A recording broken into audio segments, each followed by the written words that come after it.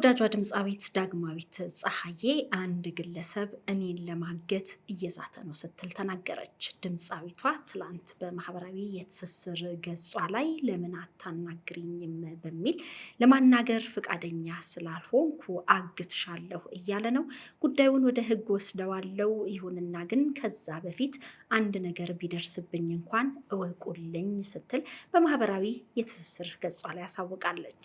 ከኢትዮጵያ አይዶል የሙዚቀኞች ውድድር ጀምራ በሙዚቃ ህይወት ውስጥ ስምና ዝናን ያተረፈችው ተወዳጇ ድምፃዊት ዳግማዊት ፀሐዬ እንዲህ አይነት ነገር ዛቻ ብቻ ሳይሆን በተግባርም ሊውል ስለሚችል ለሌሎች ሴቶችም መማሪያ ይሆን ዘንድ ይህንን ጉዳይ ወደ ህግ እወስደዋለሁ ስትል ተናግራለች።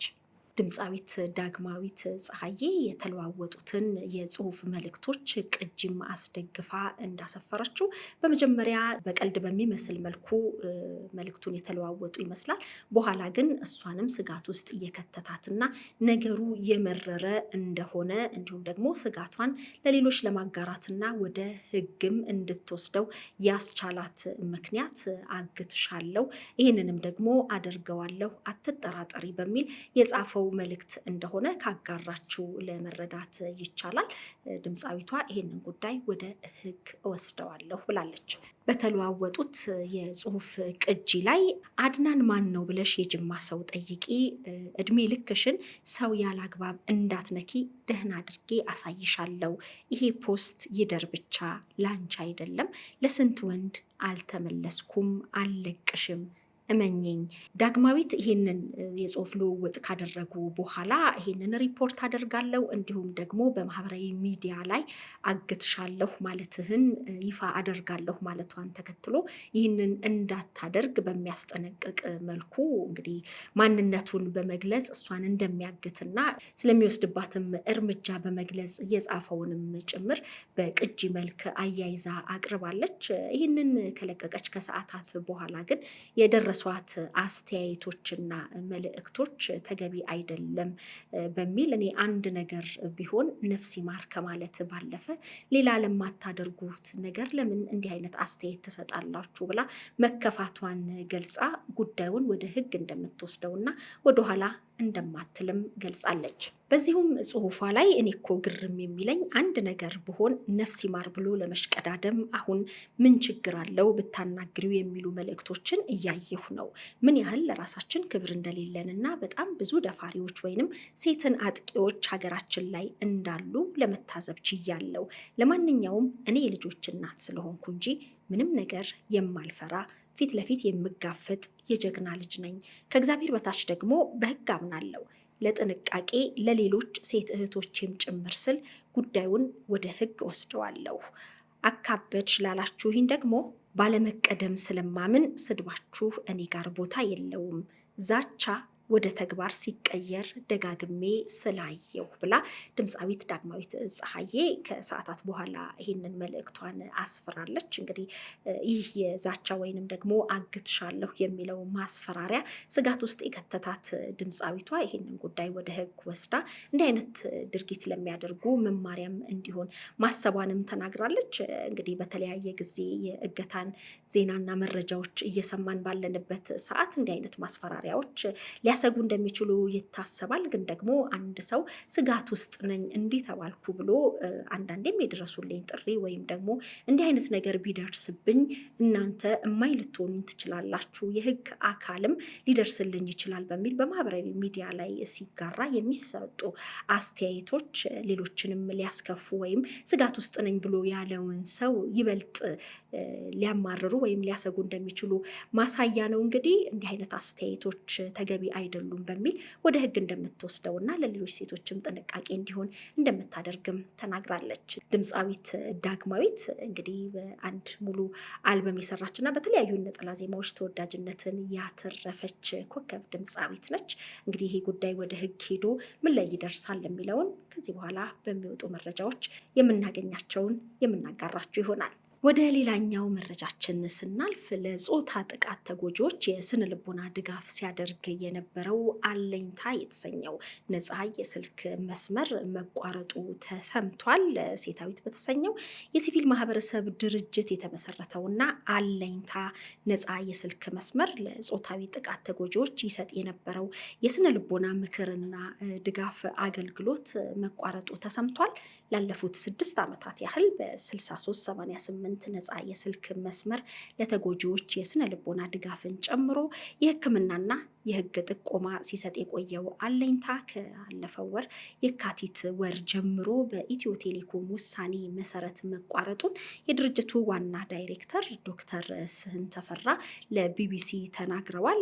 በጾታዊ ጥቃት ተጎጂዎች ጥያቄና በኢትዮጵያ በቀላሉ ምክርና ድጋፍ የሚሰጥ ነፃ የስልክ መስመር አለመኖር አለኝታን ለመመስረት ገፊ ምክንያት እንደነበር ዋና ኃላፊዋ ተናግረው ከኢትዮ ቴሌኮም ጋር በነበረ ስምምነት መሰረት በ2011 ዓመተ ምህረት ስራ መጀመሩን ተናግረዋል። የጾታዊ ጥቃት ተጎጂዎች ድጋፍ መስጫ የሆነው አለኝታ የተሰኘው በኢትዮ ቴሌኮም ውሳኔ መሰረት ግን ካለፈው የካቲት ወር ጀምሮ መቋረጡንም ተናግረዋል። ነፃ የስልክ መስመሩ ያለ ክፍያ የሚቀርብ የነበረ ሲሆን ከተወሰነ ጊዜ በኋላ ግን የኢትዮ ቴሌኮም ጋር በነበረ የውል ስምምነት ነፃ ሲሰጥ ቆይቶ በኋላ ላይ ግን ከተገልጋዮች ክፍያም ይቆረጥ እንደነበር ጠቁመዋል። እንግዲህ የተለያዩ መቆራረጦች እንደተከሰቱና በተለያየ ጊዜ ውል በማደስ ሂደት ውስጥ የነበሩ ነገሮችንም አብራርተዋል።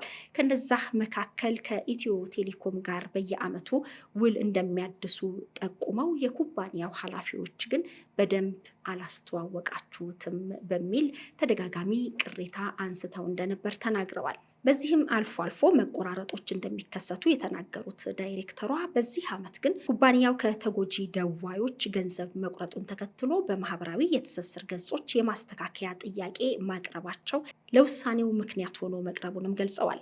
በሶሻል ሚዲያ ስማችንን ስላጠፋችሁ ከዚህ ቀን በኋላ ተቋርጧል ብለው ወዲያው ነው የቆረጡት። ምላሽም ምንም አልጠየቁንም። ምላሽም ለመስጠት ለማስረዳትም ለማስተካከልም ምንም አይነት ክፍተት አልነበረም። ቁጥሩ ተቋረጠ ሲሉ መስመሩ በዚህ መልክ አገልግሎት ማቋረጡን ተናግረዋል። አልፎ አልፎ ከሚደረጉ የስልክ ምልልሶች ውጪ አለኝታ ለረጅም ጊዜ የስነ ልቦና ድጋፍ ያገኙ ተጎጂዎች 1200 የሚሆኑ ሰዎች እንደሆኑ ዳይሬክተሯ ተናግረዋል። ይህ የስልክ መስመር መቋረጡንም ልብ ሰባሪ ነው ሲሉ ተናግረዋል። ባለፉት ዓመታትም ከተማሪዎች እስከ እናቶች ድረስ የአለኝታ አገልግሎት ተጠቃሚዎች መሆናቸውን የገለጹት ዳይሬክተሯ በአንድ የስልክ ምልልስ እስከ 45 ደቂቃ ለሚሆኑ ደቂቃዎች ቆይታ እንደሚያደርጉና ለተለያዩ ለአገልግሎቱ ፈላጊዎች የስነ ልቦና ባለሙያዎች ድጋፍ እንደሚያደርጉላቸው፣ ከስነ ልቦና ድጋፍ የሚያልፍ ከበድ ያለ የአእምሮ ህመም ከሆነ ደግሞ ሪፈራል እንደሚሰጡም ተናግረዋል። ገፋ ሲል ደግሞ መጠለያ ማረፊያ ለማስገባት ሙከራዎችን እንደሚያደርጉና አለኝታ የሚሰጠው አገልግሎት ሰፊ መሆኑንም ገልጸዋል። ከስራ ቦታ ትንኮሳዎች እስከ መደፈርና የቤት ውስጥ ጥቃቶች ድረስ አንድ ተጎጂዎች እስከ 1 ዓመት የሚቆይ ድጋፍና ክትትል እንደሚያደርጉም አክለው ተናግረዋል። እንግዲህ የአለኝታ መቋረጥ ምክንያትን ከኢትዮ ቴሌኮም በኩል የተሰማ ነገር ባይኖርም ግን ደግሞ አሁን ሙሉ ለሙሉ አገልግሎቱ እንደተቋረጠም ተሰምቷል። በዚህ በአጭር የስልክ መስመር አለኝታ ጋር ደውለው የስነ ልቦና ድጋፍና ጥቃት ሲደርስባቸው የት መሄድ እንዳለባቸው ጥቆማ የሚሰጥ የስልክ መስመርና በነፃ አገልግሎት የሚያገኙበት እንደሆነ የተነገረ ሲሆን እንግዲህ አሁን ላይ መቋረጡ ነው የተሰማው። በተለያየ ጊዜ በሀገራችን የተለያዩ የሴቶች ጥቃት እየተበራከተ መምጣቱ ይታወቃል። አንዲት ሴት ጥቃት ሲደርስባት ለማን ማመልከት እንዳለባት፣ የት መሄድ እንዳለባትና በገጠማት ጉዳትም የስነ ልቦና ችግር ውስጥ ስትገባ ከዛ ውስጥ የምትወጣበትን የሕክምና ድጋፍም የሚያገኙበትና ነፃ በመሆኑ ብዙዎች ይጠቀሙበታል ተብሏል። እንግዲህ እስከ 1200 የሚደርሱ የአገልግሎቱ ተጠቃሚዎች በዚህ ነፃ የስልክ መስመር አገልግሎት አግኝተው እንደነበርም ተገልጿል። ሸገር ኢንፎ አዳዲስ ወቅታዊና ተአማኒ የሆኑ መረጃዎችን ያገኙበታል። ሰብስክራይብ በማድረግ ቤተሰብ ይሁኑ። የምንለቃቸው ቪዲዮዎች ፈጥነው እንዲደርሱ የደውል ምልክቷን ይጫኑ። ውዴታውን ለመግለጽ ላይክ፣ ሐሳቡን ለማካፈል ኮሜንት፣ ለሌሎች ለማጋራት ደግሞ ሼር ያድርጉ። አብራችሁን ስለምትሆኑ ከልብ እናመሰግናለን። ሸገር